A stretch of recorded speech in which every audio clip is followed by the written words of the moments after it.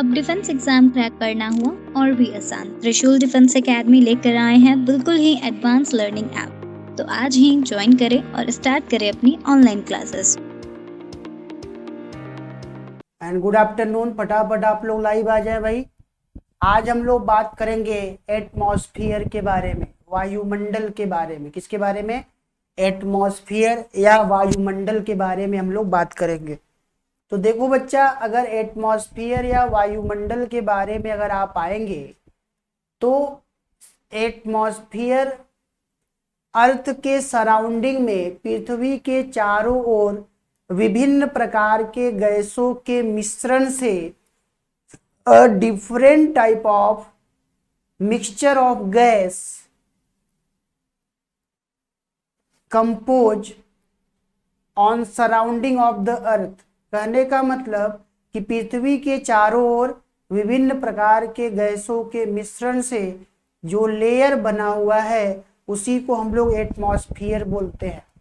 Atmosphere के composition के अंतर्गत या संगठन के अंतर्गत हम लोग ये बात करते हैं कि एटमॉस्फेयर में कौन कौन से गैसेज हैं, जैसे nitrogen, oxygen, argon, carbon dioxide, neon, xenon, krypton, ये सारे गैसेज हैं। और ये गैसेज किन मात्रा में, किन क्वांटिटीज में जो है एटमॉस्फेयर में पाए जाते हैं।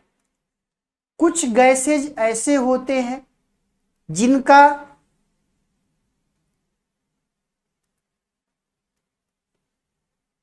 कंपोजिशन या जिनका जो है मात्रा समय के साथ बदलते रहता है, और कुछ गैसेज ऐसे होते हैं जिनकी मात्रा कांस्टेंट होती है। ठीक है, तो कंपोजिशन के अंतर्गत हम लोग कौन कौन से गैसेज से मिलकर एटमॉस्फेयर बना है उसके बारे में बात करते हैं। ठीक है, अब देखिए, चूंकि आज का जो टॉपिक है हम लोग का वो कंपोजिशन नहीं है, बल्कि आज के क्लास में हम लोग बात करेंगे, आज के क्लास में हम लोग बच्चों बात करेंगे स्ट्रक्चर के बारे में। किसके बारे में भाई?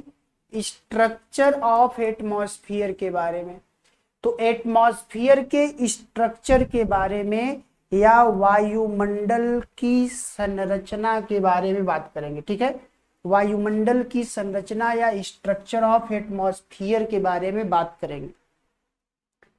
चलिए भाई, अगर स्ट्रक्चर ऑफ एटमॉस्फेयर के अंतर्गत अगर आप आएंगे तो सबसे पहले आपको ट्रोपोस्फेयर मिलेगा।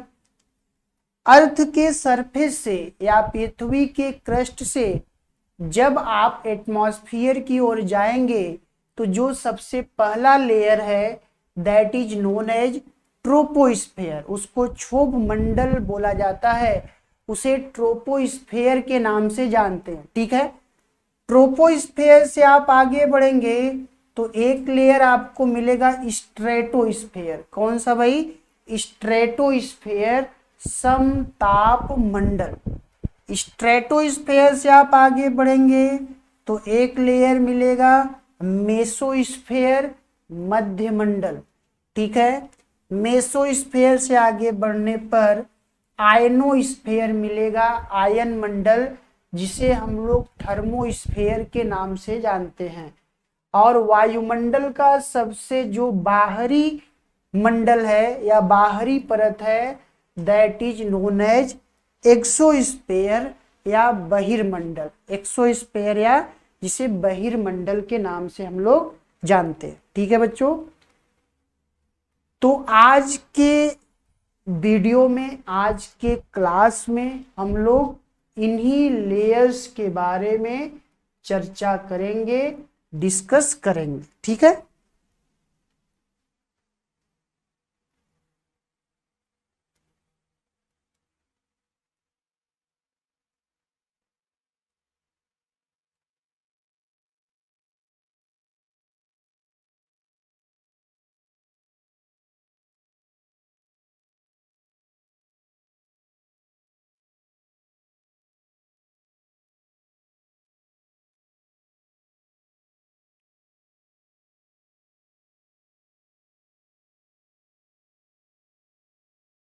तो बच्चों ये आपके सामने इमेज देख रहा है, ठीक है।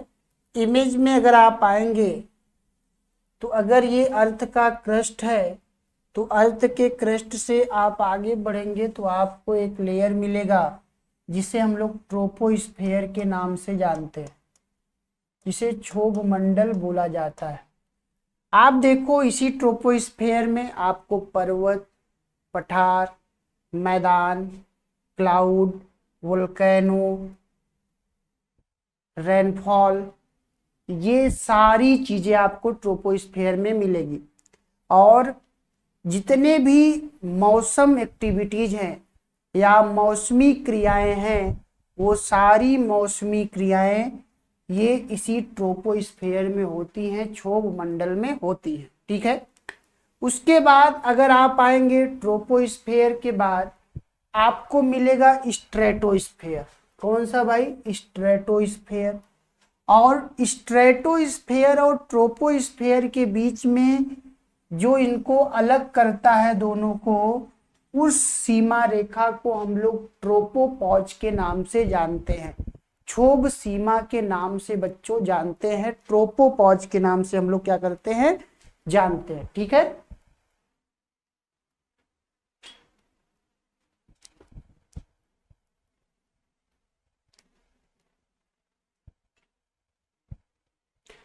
उसके अलावा अगर स्ट्रेटोस्फेयर से आप आगे बढ़ेंगे तो आपको मिलेगा मेसोस्फेयर। और मेसोस्फेयर और स्ट्रेटोस्फेयर को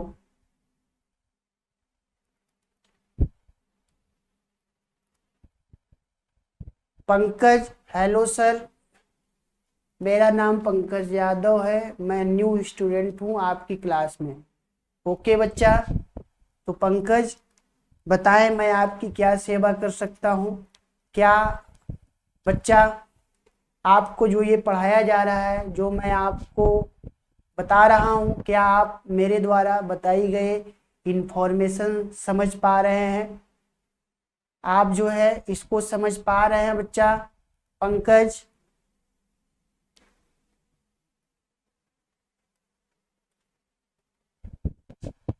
ये जो भी चीजें मैं एक्सप्लेन कर रहा हूं क्या आप इसको समझ पा रहे हैं? कमेंट बॉक्स में कमेंट करके बताएं बच्चों। और आप ये भी बताएं कि आखिर आप किस चीज का तैयारी कर रहे हैं, ठीक है। मीन्स किस चीज का मतलब आप डिफेंस एग्जाम का ही तैयारी कर रहे होंगे। डिफेंस में भी एनडीए का या सीडीएस का या एसईसी का, ठीक है। तो फटाफट कमेंट करके बताएं आप। तो चलिए भाई, मेसोस्फेयर और स्ट्रेटोस्फेयर को अलग करने वाली जो सीमा रेखा है उसे हम लोग बोलते हैं स्ट्रेटोपॉज। क्या बोलते हैं उसको? स्ट्रेटोपॉज के नाम से हम लोग जानते हैं बच्चों। अब देखिए, इसके मेसोस्फेयर से आगे बढ़ेंगे तो आपको ट्रोपोस्फेयर मिलेगा, सॉरी थर्मोस्फेयर। और ये थर्मोस्फेयर को ही हम लोग आयनोस्फेयर के नाम से भी जानते हैं। किसके नाम से भाई?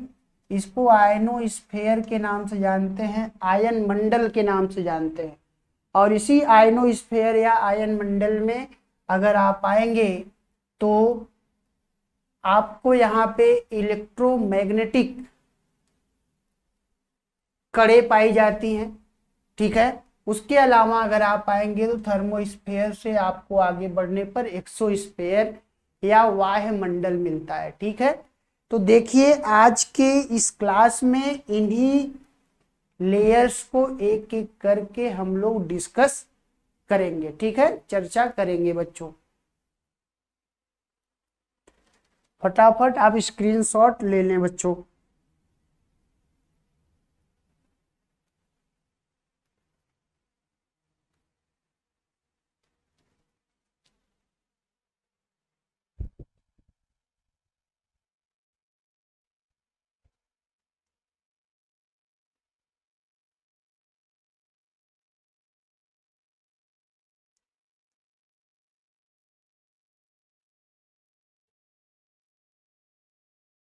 चलिए भाई, सबसे पहले हम लोग बात करते हैं ट्रोपोस्फेयर के बारे में, क्षोभ मंडल के बारे में।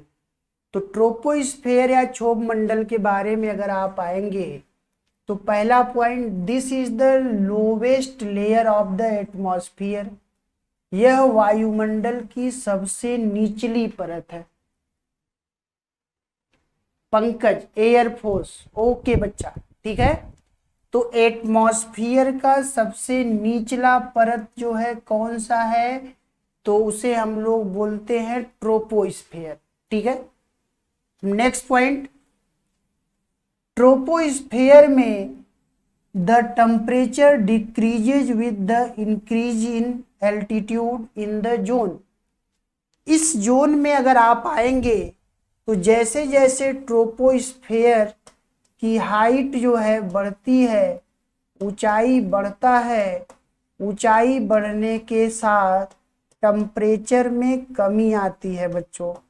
तो आप ये ध्यान में रखें, ट्रोपोस्फेयर या क्षोभ मंडल की ये विशेषता है कि इस जोन में जैसे जैसे एल्टीट्यूड या ऊंचाई बढ़ता है तापमान में कमी आती है, और तापमान में इस कमी का जो रेट है उसी को हम लोग नॉर्मल लैप्स रेट के नाम से जानते हैं। उसके बारे में आगे अभी हम लोग बात करेंगे, ठीक है।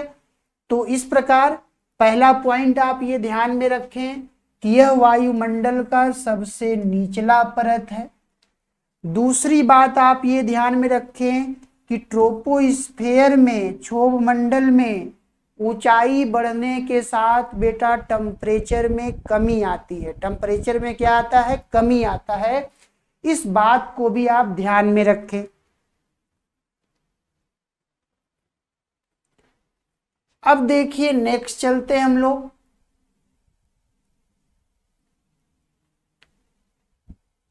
Normal lapse rate with increase in the height of 165 metre the temperature decrease by 1 degree Celsius, this is called normal lapse rate. तो देखो बच्चा, ट्रोपोस्फेयर में 165 मीटर की हाइट पर जाने पर, ऊंचाई पर जाने पर, एवरी 160 मीटर की हाइट पर या ऊंचाई पर जाने पर 1 डिग्री सेल्सियस टेम्परेचर कम होता है। या इसी को आप ऐसे ही बोल सकते हैं कि 1000 मीटर और 1 किलोमीटर की हाइट पर जाने पर 6.4 डिग्री सेंटीग्रेड टेम्परेचर में कमी आती है। और ये जो टेम्परेचर में कमी का रेट है that is known as normal lapse rate. क्या बोलते हैं इसको, इसको नॉर्मल लैप्स रेट के नाम से जानते हैं। नॉर्मल लैप्स रेट के नाम से जानते हैं। सामान्य तापमान ह्रास दर के नाम से जानते हैं। बच्चों फटाफट नोट कर ले या स्क्रीनशॉट ले ले आप लोग।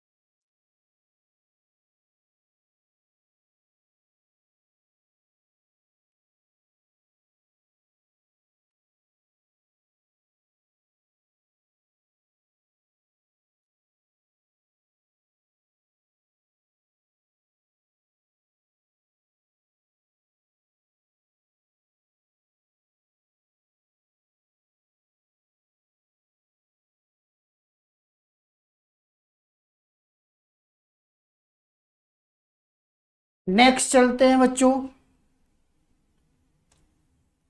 ट्रोपोस्फेयर की मोटाई या थिकनेस अगर आप आएंगे तो ये इक्वेटर पर या विषुवत रेखा पर 18 किलोमीटर, जबकि इसकी थिकनेस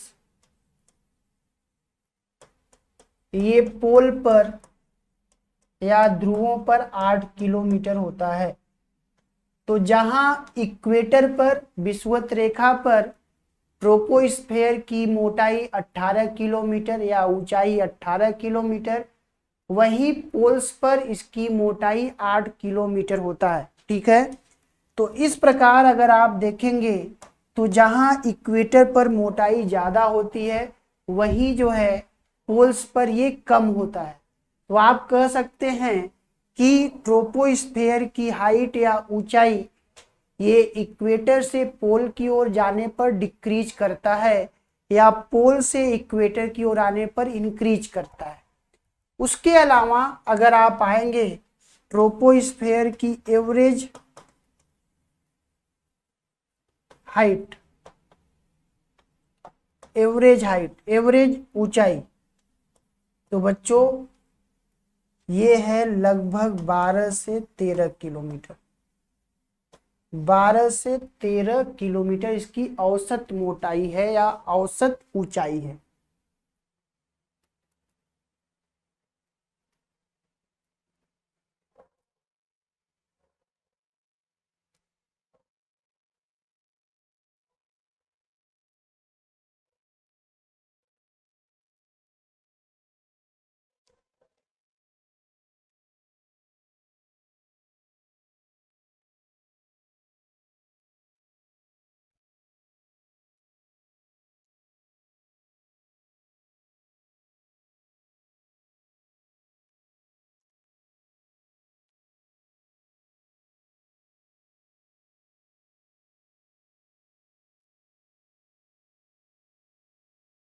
नेक्स्ट चलते हैं।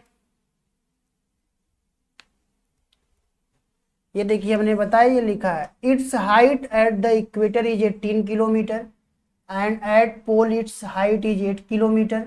The reason for this is convection currents which are present at the equator. ये जो इक्वेटर पर हाइट जो है 18 किलोमीटर है और पोल्स पर 8 किलोमीटर है, इसका कारण संवहनी धाराएं हैं जो भूमध्य रेखा पर या इक्वेटर पर प्रेजेंट हैं या उपस्थित है। ठीक है, तो नोट कर ले बच्चों।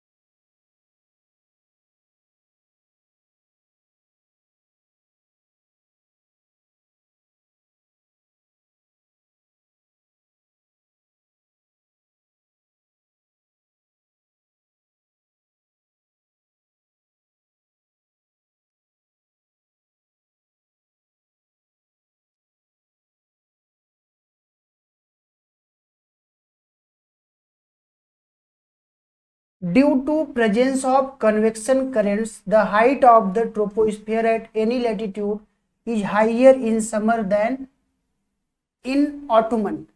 संवहनीय धाराओं की उपस्थिति के कारण किसी भी अक्षांश पर क्षोभ मंडल की ऊंचाई शीत ऋतु की अपेक्षा ग्रीष्म ऋतु में अधिक होती है। ठीक है, तो गर्मी के मौसम में, समर सीजन में कन्वेक्शन करंट की उपस्थिति होती है, संवहनी धाराएं पाई जाती हैं, जिसके कारण जो है ग्रीष्म ऋतु में इनकी मोटाई या ऊंचाई ज्यादा होती है कंपैरेटिवली विंटर के। ठीक है, नेक्स्ट पॉइंट अगर आप आएंगे, all seasonal and weather related phenomena like clouds, rain, storms take place in the troposphere।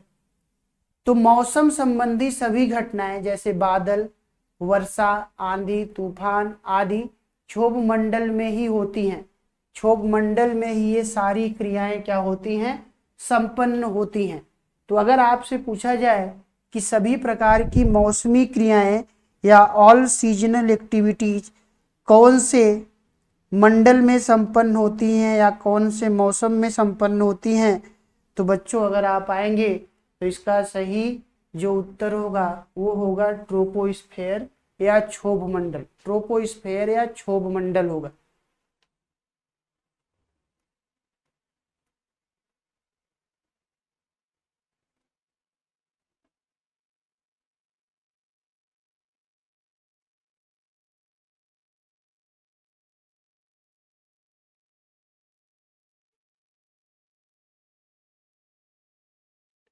अब हम लोग बात करेंगे स्ट्रेटोस्फेयर की। ठीक है, स्ट्रेटोस्फेयर के बारे में बात करेंगे। अच्छा, एक बात और जान लीजिए कि ट्रोपोस्फेयर और स्ट्रेटोस्फेयर, ट्रोपो और स्ट्रेटोस्फेयर को जो अलग करने वाली सीमा रेखा है उसको बोलते हैं ट्रोपोपॉज या क्षोभ सीमा बोलते हैं, क्षोभ सीमा, ट्रोपोपॉज। ठीक है, स्ट्रेटोस्फेयर में अगर आप आएंगे, this layer start above the tropopause and extend up to a height of 50 kilometre above the earth. तो यह जो सीमा है इसका स्टार्टअप जो है ट्रोपोपॉज या क्षोभ सीमा से होता है, जो आपको 50 किलोमीटर हाइट तक पाया जाता है। ठीक है, या ट्रोपोस्फेयर के 50 किलोमीटर ऊपर तक पाया जाता है। Next, it's thickness is less at equator and more at the poles. वो ऐसा इसलिए होता है, इक्वेटर पर ये लेस इसलिए होता है क्योंकि इक्वेटर पर जो है ट्रोपोस्फेयर की हाइट ज़्यादा होती है। ठीक है, तो अगर 18 किलोमीटर हाइट है तो इस प्रकार अगर आप देखेंगे तो 50 किलोमीटर की हाइट तक ट्रोपोस्फेयर पाया जा रहा है, तो ट्रोपोस्फेयर पाया जा रहा है, तो सॉरी 50 किलोमीटर की हाइट तक स्ट्रेटोस्फेयर पाया जा रहा है और 18 किलोमीटर की हाइट तक इक्वेटर पर जो है ट्रोपोस्फेयर पाया जा रहा है। तो इस प्रकार अगर स्ट्रेटोस्फेयर का इक्वेटर पर एग्जैक्ट हाइट निकालिएगा तो 50 में से 18 माइनस करिएगा तो 32 किलोमीटर होगा। जबकि पोल्स पर अगर आप जाएंगे तो जहां ट्रोपोस्फेयर की हाइट 8 किलोमीटर है, तो वहां जो है अगर आप पोल्स पर स्ट्रेटोस्फेयर की मोटाई देखेंगे तो 50 में से 8 करेंगे तो आप माइनस करेंगे तो 42 किलोमीटर मिलेगा। तो जहां पोल्स पर स्ट्रेटोस्फेयर की मोटाई 42 किलोमीटर, वहीं इक्वेटर पर 32 किलोमीटर। ये उसी स्टेटमेंट को लिखा गया है। ठीक है, it's thickness is less at the equator and more at the poles. ठीक है, रीजन दिया है, the troposphere at the poles is only at a height of up to 8 kilometre, hence the height of the stratosphere at poles will be 42 kilometre higher than the troposphere. ठीक है,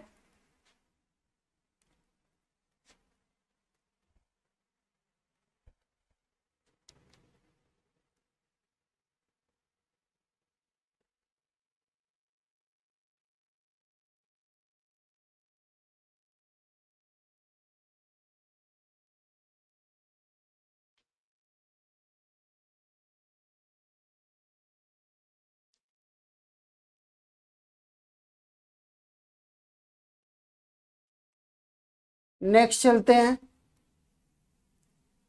temperature increases with increasing altitude in the stratosphere, the increase in temperature is due to the presence of ozone gas. Ozone gas की उपस्थिति के कारण, एक question और पूछा जाता है कि ओजोन गैस जो है या ओजोन लेयर कौन से परत में पाया जाता है, तो स्ट्रेटोस्फेयर में।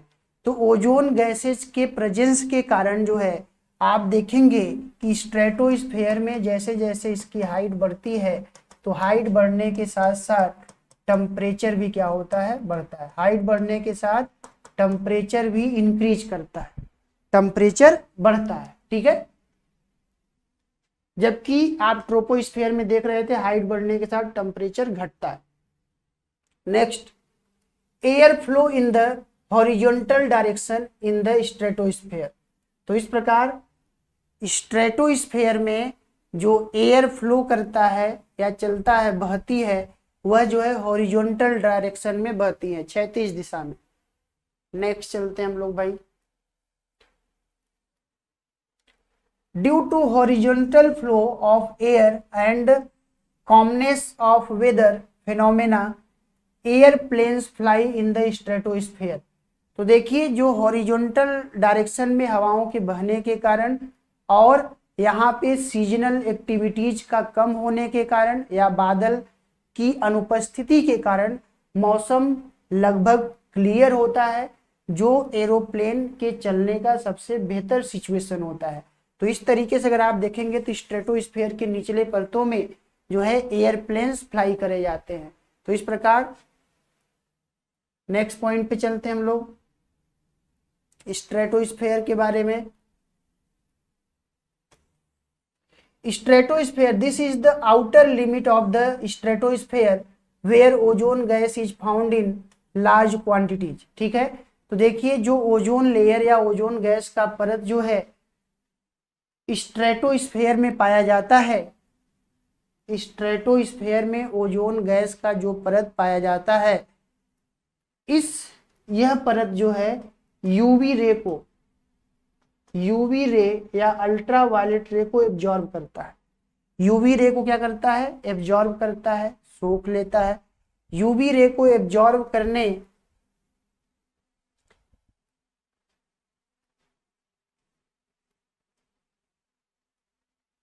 के कारण इस ओजोन लेयर को हम लोग अम्ब्रेला ऑफ अर्थ के नाम से भी जानते हैं या पृथ्वी का रक्षा कवच के नाम से जानते हैं, क्योंकि ये सूर्य से निकलने वाली अल्ट्रा वायलेट रे को पृथ्वी की सतह पे नहीं आने देती, जिससे लोग स्किन कैंसर जैसे प्रॉब्लम या समस्याओं से बचते हैं। ठीक है, नेक्स्ट चलते हैं मेसोस्फेयर। अब देखिए मेसोस्फेयर और स्ट्रेटोस्फेयर को अलग करने वाली जो लेयर होती है उसे हम लोग बोलते हैं स्ट्रेटोपॉज।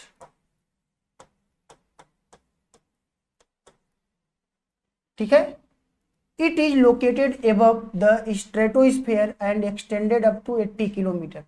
तो यह जो है स्ट्रेटोस्फेयर के ऊपर 80 किलोमीटर की ऊंचाई तक पाई जाती है। In this zone the temperature decreases with increases in altitude. तो जैसे जैसे एल्टीट्यूड या ऊंचाई बढ़ती है, ऊंचाई या एल्टीट्यूड बढ़ने के कारण जो है टेम्परेचर या तापमान जो है क्या होता है, घटता है। तापमान घटता है, टेम्परेचर डिक्रीज करता है। तो जहां स्ट्रेटोस्फेयर में तापमान बढ़ रहा है, ट्रोपोस्फेयर में तापमान घट रहा है ऊंचाई बढ़ने के साथ, तो वही जो है मेसोस्फेयर में भी तापमान क्या हो रहा है, ऊंचाई बढ़ने के साथ घट रहा है। आयनोस्फेयर, आयन मंडल के बारे में, जिसको हम लोग थर्मोस्फेयर के नाम से भी जानते हैं, थर्मोस्फेयर के नाम से जानते हैं। It's found in the ionosphere up to a height of 400 kilometre above the mesosphere. तो मेसोस्फेयर या मध्य मंडल के ऊपर ये 400 किलोमीटर की ऊंचाई तक पाया जाता है। The particles of gases present in the ionosphere are electrically charged. ठीक है, आयन मंडल में जो उपस्थित गैसों के कण होते हैं वो विद्युत आवेशित होते हैं। क्या होते हैं, विद्युत आवेशित होते हैं या इलेक्ट्रिकली चार्ज्ड होते हैं। नेक्स्ट अगर आप आएंगे आयनोस्फीयर में, तो आयनोस्फीयर में radio waves are propagated through this layer of the atmosphere. वायुमंडल की इस परत द्वारा रेडियो तरंगों को परावर्तित किया जाता है। अगर आपसे क्वेश्चन पूछा जाए कि रेडियो तरंगों को कौन से स्फीयर से परावर्तित किया जाता है, तो आयन मंडल से। Next, with increase in altitude in the ionosphere the temperature also increase. The reason for this is that the air particle are electrically. तो देखिए बच्चों, जहां मेसोस्फीयर में आपने देखा था, मध्य मंडल में आपने देखा था कि एल्टीट्यूड बढ़ने के साथ टेम्परेचर डिक्रीज कर रहा है, वहीं आप देख रहे हैं आयनोस्फीयर में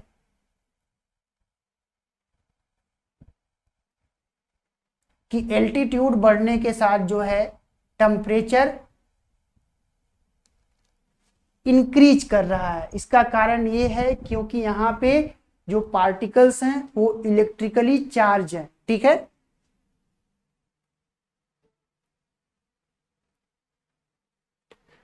आप जो है आयनोस्फीयर को 4 छोटे छोटे परतों में बांट सकते हैं।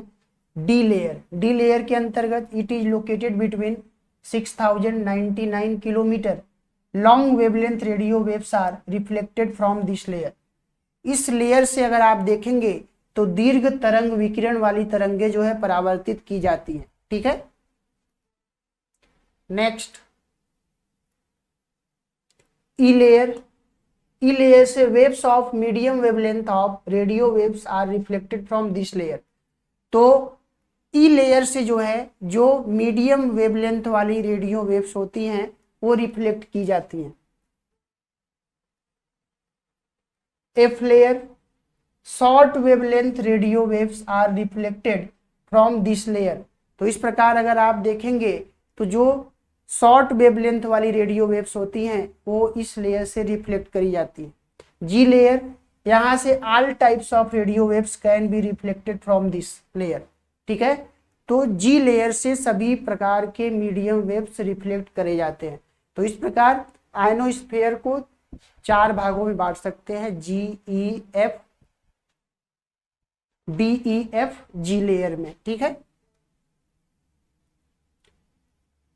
है बच्चों, उसके अलावा अगर आप आएंगे एक्सोस्फीयर में कुछ खास नहीं है। उसमें भी अगर आप आएंगे तो एल्टीट्यूड बढ़ने के साथ टेम्परेचर बढ़ते जाता है। ठीक है, तो इस प्रकार आयनोस्फीयर में इलेक्ट्रिकली चार्ज्ड पार्टिकल्स पाए जाते हैं, जिसके कारण एल्टीट्यूड बढ़ने के साथ टेम्परेचर भी क्या होता है, बढ़ता है। ठीक है, तो बच्चों आज के क्लास में हम लोग इतना ही बात करेंगे। नेक्स्ट क्लास में नए टॉपिक्स के साथ फिर से मिलेंगे। तब तक के लिए थैंक यू एंड जय हिंद।